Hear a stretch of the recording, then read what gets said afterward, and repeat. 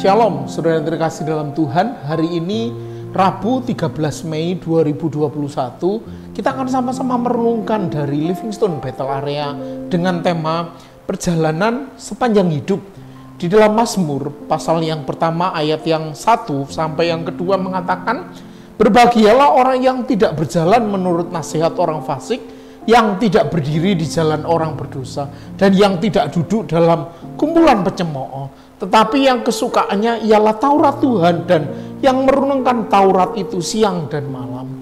Kedewasaan rohani seseorang akan nampak salah satunya dari cara ia berpikir.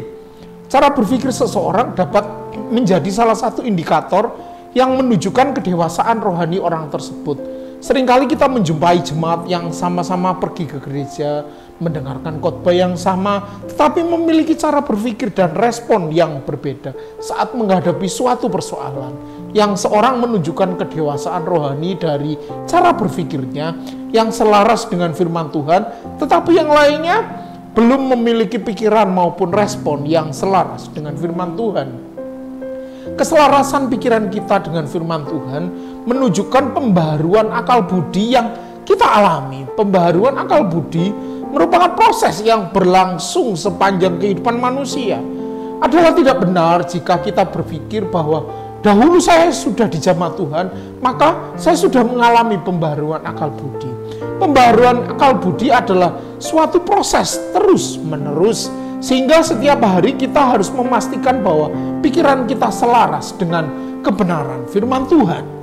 Lalu bagaimana supaya pikiran dapat selaras dengan firman Tuhan? Yaitu dengan membaca firman Tuhan setiap hari, sehingga pikiran kita terus diperbaharui dengan firman-Nya, dan kita dapat menyelaraskan pikiran kita dengan firman Tuhan.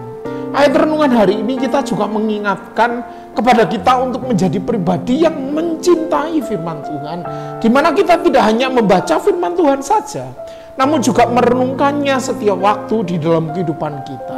Mari kita belajar untuk fokus kepada firman Tuhan, karena pembaharuan akal budi terjadi ketika kita memfokuskan diri kita kepada firman Tuhan yang sedang kita baca atau dengar dan merenungkannya setiap waktu. Pembaharuan akal budi adalah proses sepanjang kehidupan kita, sehingga setiap hari kita harus memastikan pikiran kita terus selaras dengan firman Tuhan. Amin. Tuhan Yesus memberkati.